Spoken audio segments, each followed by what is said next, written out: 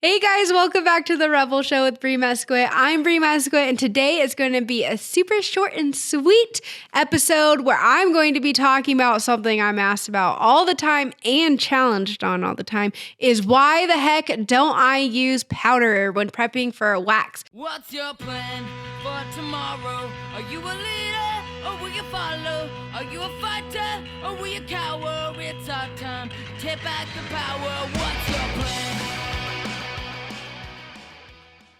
First of all, I'm going to give you a little backstory, okay? So I worked for European Wax Center for on and off 3 to 4 years. Go check out that last episode. I was hired and fired twice from the same center. It's my claim to fame. I'm very proud of it.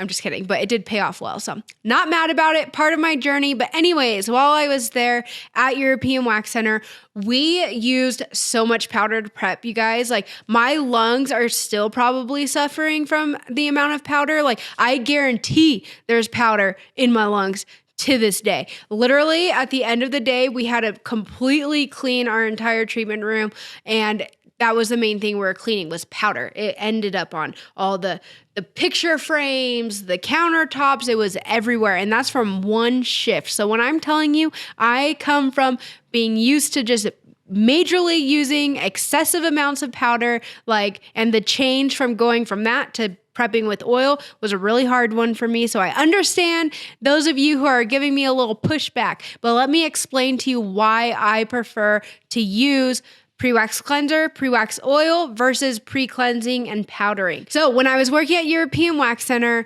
we had a corporate trainer come in. She didn't have the best reputation, so I was already kind of like a little guarded because I allowed everyone else's opinion and their stories to get into my head. I have since matured enough to know, form your own opinion based on your own interactions with people instead of just being so quick to jump on the bandwagon of whatever everyone else is saying and gossiping about. So I've matured a little bit now from that. But anyways, I already kind of had like a chip on my shoulder. Like she doesn't know anything. I know everything. I've been waxing for a whole 2 years. I'm just kidding. I don't even know how long I was waxing at that point. But I can tell you, I was very married to my powder. It was my friend. It was my bestie, and no one was going to take my powder away from me.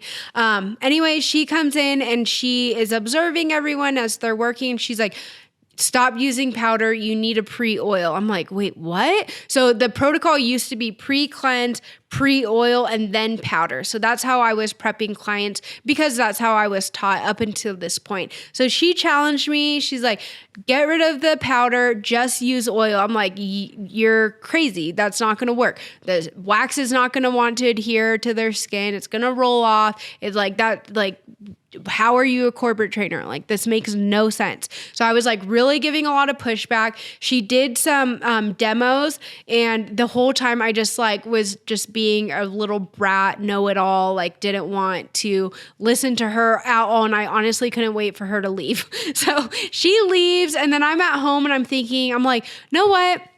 You need to give it a try for yourself.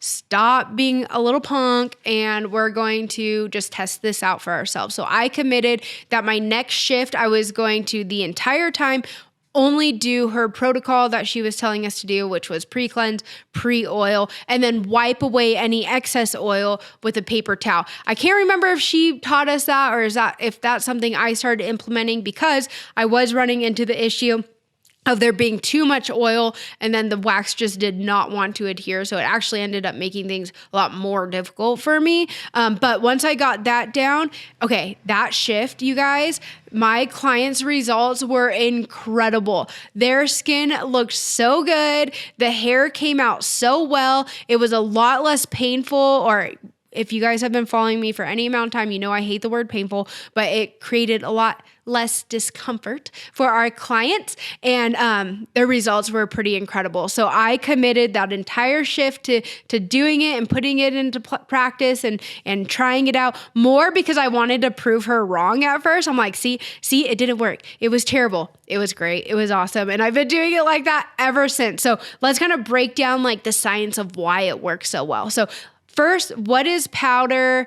Like what's its purpose? What does it do? It helps to absorb moisture, right? So if you think about it, when you're applying powder over the skin and the hair, it's actually drawing moisture, not only from the skin, but from the hair as well. And when you dehydrate out your hair, then you're leaving it susceptible to more breakage. So instead of it being pulled from the root, you could potentially be breaking the hair off at the surface. Now, you don't always realize that you're breaking the hairs at the surface at first. It's like that 2, 3, 4 day mark after being waxed that clients will start to feel like that prickly feeling. It might be a little bit itchy, or they'll have pretty quick like regrowth. And that's a telltale sign. Is that how you say that?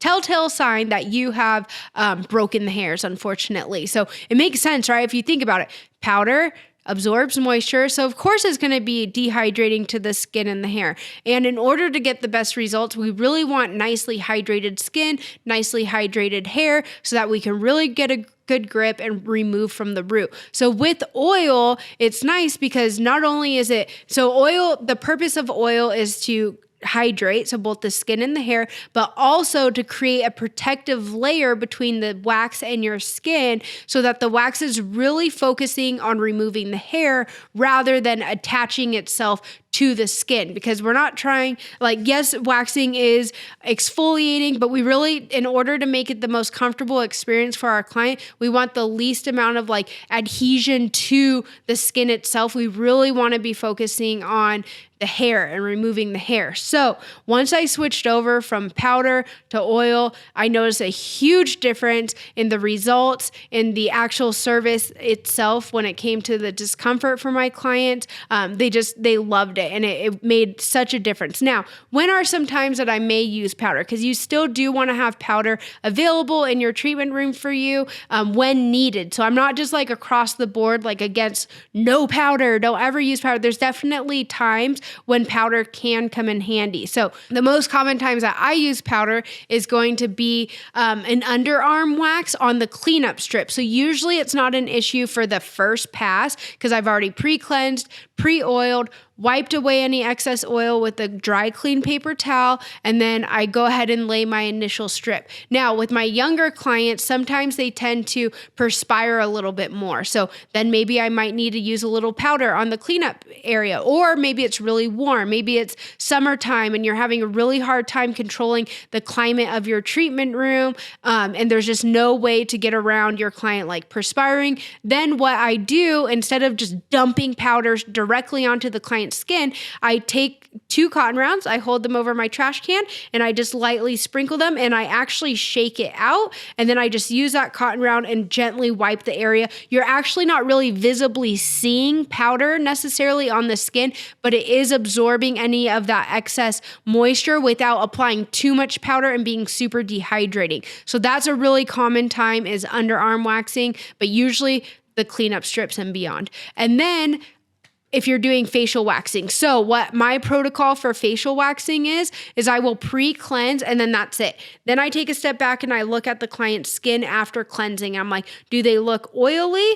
Do they look dehydrated, or does it look just pretty normal? If it's normal, then I only pre-cleanse. The oil over vellus hair sometimes can be too much and actually make the results not turn out quite as well, especially like upper lip, but just really anywhere on the face. I kind of prefer to avoid oil unless they have really thick sideburns. Then I will apply a little bit oil there. Anywhere where there's like really, really thick or really, really dehydrated hair, I'll go ahead and add some oil. So maybe like your PCOS client with a little bit thicker chin or jawline or neck hair, that would be a good place to apply a little bit of oil and of course wipe the excess away. But if I look at their skin after cleansing and they look super oily still, so again, a lot of times our younger clients, then I will use a little bit of powder. Again, I'm holding my cotton rounds over the trash can, lightly sprinkling some powder over them, shaking them out, and then just wiping down the face or anywhere that's really has a lot of excess oil, usually T-zone, so kind of brows. It can come down the nose a little bit. Sometimes people do like to wax the top of their nose, so you could use a little powder there, and then usually like chin. So T-zone area is usually where I'm potentially potentially might need to use a little bit of powder.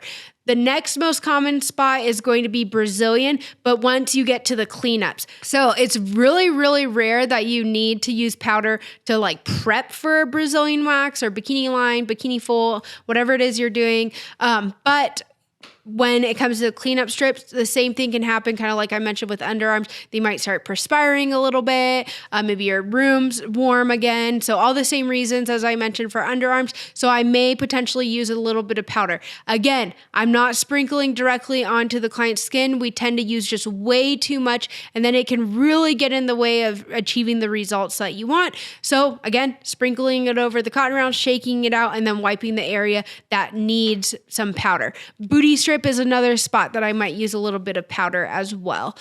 So those are the most common areas, but this applies to any surface area. You could be maybe doing a men's back wax and they're perspiring a lot. Anytime when someone's actively perspiring and cleanser isn't doing it on its own, then that's where the powder comes in. But I challenge you guys. I know for some of you, you're like die hard, like, nope, I cleanse and powder. That's my routine. I just challenge you, one shift. Just do one shift, test it out, maybe even just test it out on yourself. We can settle there. That's a good compromise. So go ahead and test it out. Let me know what you think. I'd love if you could report back to me if you do make this change, or if you're already using pre-cleanser, pre-oil, and you're loving it and you swear by it too, let me know. So I'd love to open this up for discussion in the comment section below. Thank you guys for tuning in again for another episode. Make sure to subscribe, like, follow. I'd love if you could share with a friend, and I will see you guys back next week.